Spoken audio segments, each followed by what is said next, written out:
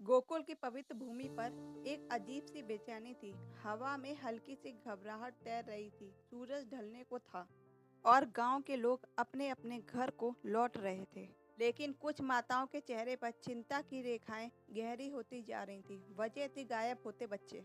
हर रात कोई ना कोई बच्चा रहस्यमय तरीके से लापता हो जाता।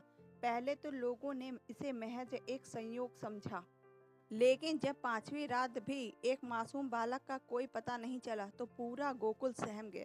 क्या यह किसी राक्षस का काम है? गांव के बुजुर्ग ने अनुमान लगाया।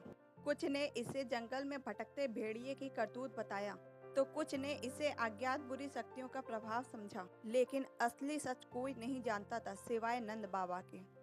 नंद बाबा ने चुपचाप यशोदा के कान में कुछ कहा, जिससे उनके चेहरे का रंग उड़ गया। यह कंस की कोई नई चाल है, नंद बाबा फुसफुसाए।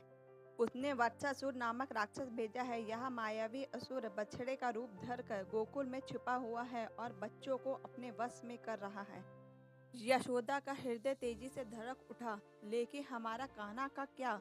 वह भी तो ग्वालों के साथ खेलता है। नंद बाबा की आंखों में चिंता उतर आई। हमें उसे सावधान करना होगा। अगली सुबह कान्हा हमेशा की तरह अपने ग्वाल बालों के साथ गाय को चराने के लिए गए। लेकिन आज उनके खेल में एक नया साथी था। एक सुंदर मगर कुछ ज्यादा ही शांत बछड़ा। उसकी आंखों में अजीब सी चमक थी और बाकी बछड़ों से सबसे अलग था। कान्हा ने उसे गौर से देखा। तू कौन है रे? पहले तो तुझे कभी नहीं देखा। बछड़े ने धीरे से गर्दन हिलाई, मानो कुछ छुपा रहा हो।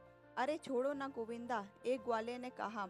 नया बच्चा होगा, कहीं दूर से आया होगा। देख लो कितना प्यारा है ये। लेकिन कान्हा को कुछ सही नहीं लगा। इसका शांत और रहस्यमयी स्वभाव कुछ ठीक नहीं लगा। उसकी दिव्य दृष्टि ने भाप लिया था कि यह कोई साधारण बच्चा नहीं है। थोड़ी देर बाद जब सभी ग्वाले खेलने में मगन हो गए, तब कान्हा ने चुपचाप बछड़े की ओर कदम बढ़ाए। वह बछड़ा भी सतर्क हो गया।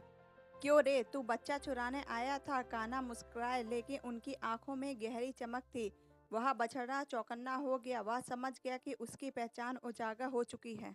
अगले ही पल वह जमीन पर अपने खूंटों से जोरदार प्रहार करता हुआ भयानक असुर वत्सासुर के रूप में प्रकट हो गया। उसकी लाल चमकती आंखें, विशालकाय शरीर और भयावह गरज ने पूरे जंगल को हिला दिया था। अरे भागो, यह राक्षस है! ग्वाले चिल्लाते हुए इधर उधर भागने लगे। लेकिन कान्हा टस से मस नहीं हुए। उन्होंने अपनी मुरली को कमर में खोसा और वत्सासुर की ओर बढ़े। तेरा खेल खत्म हुआ वत्सासुर।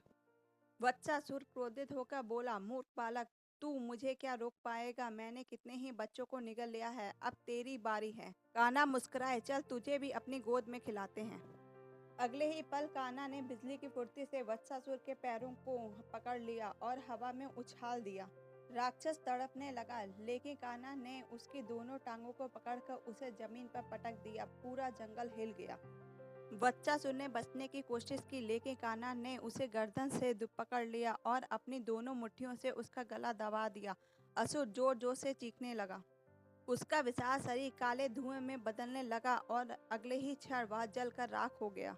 पूरा गोकुल झूम उठा। बच्चों की माताएं दौड़कर अपने बच्चों को गले लगाने लगीं। ग्वाल बाल खुशी से झूम उठे। गांव के बुजुर्गों ने कहा, यह केवल वत्सासुर का अंत ही नहीं है, यह हमारे भीतर बैठे भय का भी अंत था। जो बुराइयों को पहचान कर उसका सामना करता है, वह हमेशा विजयी होता है।